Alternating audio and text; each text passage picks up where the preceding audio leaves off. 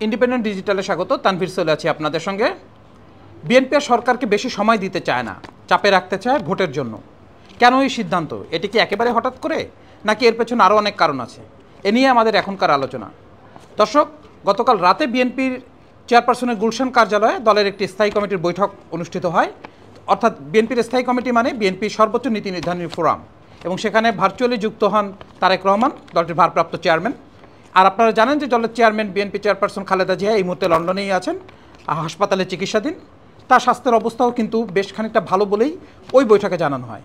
কিন্তু ওই বৈঠকের সবচেয়ে গুরুত্বপূর্ণ বিষয় হচ্ছে বিএনপি এই সরকারকে চাপে রেখে যত দ্রুত সম্ভব নির্বাচন চায়। এর আগেও তারা এমন কথা বলেছে। তাদের দাবির প্রেক্ষিতেই কিন্তু নির্বাচন 2025 সালের ডিসেম্বরে অথবা 26 সালের জুনে হবে বলে এমন একটি ঘোষণাও কিন্তু সরকারের পক্ষ থেকে এসেছে। কিন্তু বিএনপি এটি জায়গা থেকেও সরে আসছে গতকালকের বৈঠকে। অর্থাৎ তারা এখন নির্বাচন চাচ্ছে এই বছরে, অর্থাৎ 2025 সালের জুনের মধ্যেই। অর্থাৎ আওয়ামী লীগ ওই অর্থে বিএনপি এই মুহূর্তে যদি সরকারকে সময় দিতে চায়, সেটি আসলে 6 মাসেরও কম সময় সরকারকে দিতে চাচ্ছে তারা। কেন এটি কারণ? এর পেছনে কিন্তু বিএনপির স্থায়ী কমিটির বৈঠকে বেশ আলোচনা হয়েছে, খোলামেলা আলোচনা হয়েছে। বিএনপির যে শীর্ষ নেতারা তারা কিন্তু সুস্পষ্ট বলেছেন যে সরকারের নির্বাচন নিয়ে সরকারের যে মনোভাব বা সরকার যে নির্বাচন অনুষ্ঠান তাদের একমাত্র দায়িত্ব, তারা মনে করছেন সেই জায়গা থেকে এই সরকারটা অনেকটাই সরে আসছে।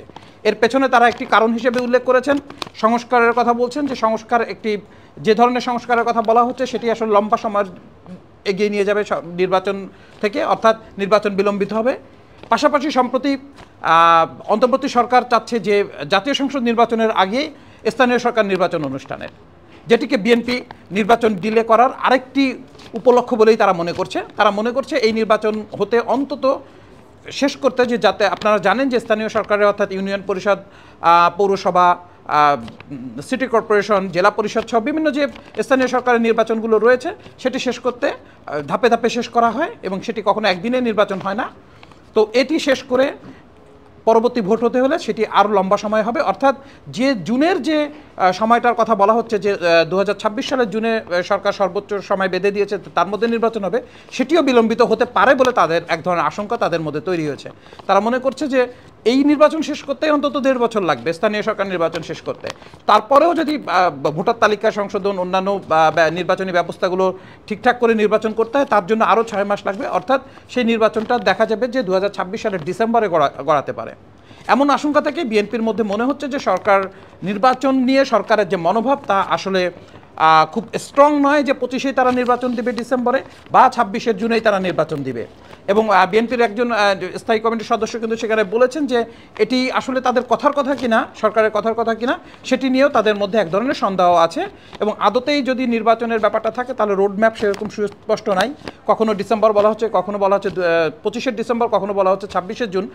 এটিও আসলে এক ধরনের কনফ্লিক্ট তৈরি করে। ফলে সাধারণ মানুষের কাছে নির্বাচন নিয়ে এক ধরনের ধোঁয়াশা হচ্ছে। এবং সেখানে বেশ কয়েকটা প্রসঙ্গ তারা তুলেছেন বিএনপির পক্ষ থেকে, যে সেটি হচ্ছে যে এই সরকারের দেশ পরিচালনা নিয়েও তাদের মধ্যে এক ধরনের ক্ষোভ হয়েছে। বিশেষ করে হঠাৎ করে কর বাড়ানো, আইনশৃঙ্খলা পরিস্থিতির অবনতি যেটি এখনও ঠিক করা যায়নি, তারা এইগুলো মনে করছেন যে নির্বাচিত সরকার না আসাটা এই সরকারকে বিপাকে ফেলছে, সাধারণ মানুষ ভোগান্তিতে পড়ছে। এবং এই সরকার হঠাৎ টাকার প্রয়োজনে যে হঠাৎ করে যে কর বাড়িয়ে দিয়েছে সেটিতেও তারা ক্ষোভ প্রকাশ করেছেন, এবং তারা মনে করছেন যে এতে মানুষের উপর চাপ পড়বে। এবং এই যে চাপ সামাল দেওয়া এবং এগুলো করার অবস্থা অন্তর্বর্তী সরকারের আসলে এটা করা উচিত নয়। এটি আসলে নির্বাচিত সরকার যদি মনে করে যে এটা দরকার বা এটা দরকার, সেটি মানুষকে নিয়ে মানুষের সঙ্গে আলোচনার প্রেক্ষিতে সেই কাজটি করলে ভালো হবে। এই অবস্থা থেকেই কিন্তু মূলত বৈঠক শুরু হয়। এবং সেখানে আপনি জানেন যে বিএনপির যত স্থায়ী কমিটির সদস্য ছিলেন, সেখানে মির্জা ফখরুল ইসলাম ছিলেন, সেখানে মঈন খান ছিলেন, নজরুল ইসলাম ছিলেন, আমির হোসেন মাহমুদ চৌধুরী ছিলেন। অর্থাৎ যারা বিএনপির শীর্ষ নেতা পর্যায়ে বা সালাউদ্দিন আহমেদ সহ সব নেতারাই কিন্তু সেখানে উপস্থিত ছিলেন। এবং তারা সুস্পষ্টভাবে একমত হয়েছেন যে এই সরকারকে তারা চাপে রাখবেন, এবং এই নির্বাচন 2025 সালের জুনের মধ্যেই যেন সরকার নির্বাচন দিতে বাধ্য হয় বা নির্বাচন তারা দেয়, সেই বিষয়টিকে কিন্তু তারা সামনে এনেছেন। বিএনপির কয়েকজন নেতার সঙ্গে আমাদের সকালে কথা হয়েছে, সেখানে কিন্তু তারা বলেছেন যে সরকারের কে চাপে রাখা মানে আমরা কিন্তু সরকারের উপরে সমর্থন তুলে নিচ্ছি, বিষয়টা এমন নয়। আমাদের যারা মিত্র তারাও মনে করছেন যে আসলে সরকারের উচিত দ্রুত নির্বাচন দিয়ে সরে যাওয়া, কারণ সেখানে নির্বাচিত সরকারের হাতে ক্ষমতা যদি না আসে দেশের পরিস্থিতি আসলে খারাপই হতে থাকবে। সরকার খুব ভালো কিছু যে সরকার এই মানুষের জন্য করতে পারবে এই সরকার, সেটি তারা মনে করছেন না। পাশাপাশি কিন্তু আপনারা জানেন যে বিএনপি নেতাদের মধ্যে এ নিয়েও আলোচনা হয়েছে যে ভারতের সেনাপ্রধান বলেছেন যে নির্বাচিত সরকার না আসা পর্যন্ত আসলে বাংলাদেশের সাথে তাদের সম্পর্ক স্বাভাবিক নাও হতে পারে। তো একটি প্রতিবেশী দেশের সাথে সম্পর্ক স্বাভাবিকটাও খুব জরুরি। টানাপোড়েন থাকলে সেটি দেশের মানুষের জন্য আসলে সমস্যা।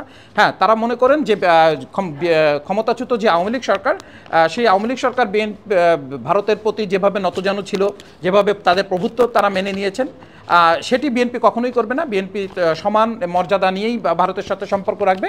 কিন্তু ভারতের অবস্থান যেহেতু চায় যে নির্বাচিত সরকারের হাতেই ক্ষমতা আসুক, সেটি যে সরকারই আসুক, বিএনপি আসুক বা অন্য যে সরকারই ক্ষমতায় আসুক না কেন, সেটি যদি না হয় প্রতিবেশীর সঙ্গে আসলে সম্পর্ক উন্নয়ন, বিদেশের বিভিন্ন দেশের সাথে সম্পর্ক উন্নয়ন, এটি আসলে অনেকটাই থমকে থাকবে, যা দেশের মানুষের জন্য অনেক ক্ষেত্রে সমস্যা তৈরি করতে পারে। দেশের আমদানি রপ্তানির ক্ষেত্রে সমস্যা তৈরি হতে পারে, রেমিটেন্সের উপর প্রভাব পড়তে পারে, নানা প্রবলেম তৈরি হতে পারে। এই সমস্যাগুলো সমাধানের জন্য তারা মনে করছেন যে দ্রুত নির্বাচন দরকার এবং সরকারকে সেই জায়গায় নিয়ে আসতে হবে এবং 2025 সালের জুনের মধ্যেই নির্বাচন দিতে যেন সরকার বাধ্য হয়, সেই ব্যাপারটাকে তারা উল্লেখ করেছেন।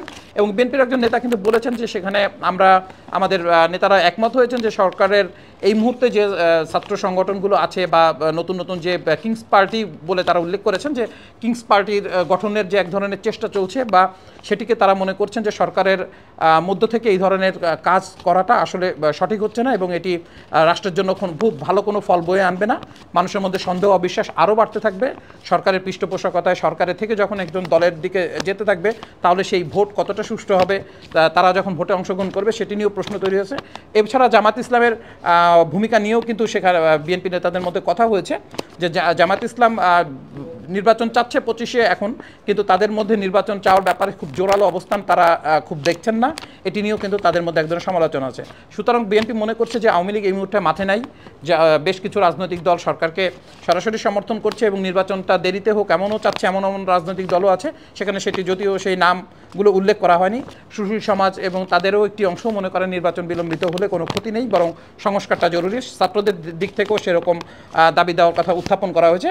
বিএনপি মনে করছে এই মুহূর্তে বিএনপি এবং তার কয়েকটি মিত্র, যেমন এলডিপি, জানেন যে এলডিপি যিনি সভাপতি উল আহমেদ, তিনিও কিন্তু বলেছেন যে বিএনপির সঙ্গে থেকেই তারা মনে করেন যে দ্রুত নির্বাচন হওয়া দরকার, না হলে দেশের মানুষ ভোগান্তিতে পড়বে। তো বিএনপি এইখানে মনে করছে যে এই মুহূর্তে ত্রাতা হিসাবে আসলে তাদেরকেই সামনে এগিয়ে আসতে হবে এবং নির্বাচনের মাধ্যমে যে দলই ক্ষমতায় আসুক, একটি গণতান্ত্রিক যে প্রক্রিয়া সেটা আসলে অব্যাহত থাকতে হবে। নির্বাচনের মাধ্যমে যে দল নতুন করে ক্ষমতা আসবে সেই দল এটি দেশ চালালেই শুধুমাত্র দেশের মানুষের যে ভাগ্য উন্নয়ন বা তাদের যে সমস্যা সংকট সেগুলো আসলে অনেকটা কমানো যাবে বলে তারা মনে করছে। দর্শক, এই ছিল আমার এখনকার মতো সর্বশেষ সংবাদ। এর পরবর্তীতে কোনো বিষয় সামনে আসলে নিশ্চয়ই আমরা সেই বিষয়ে আপনাদেরকে অবহিত করব।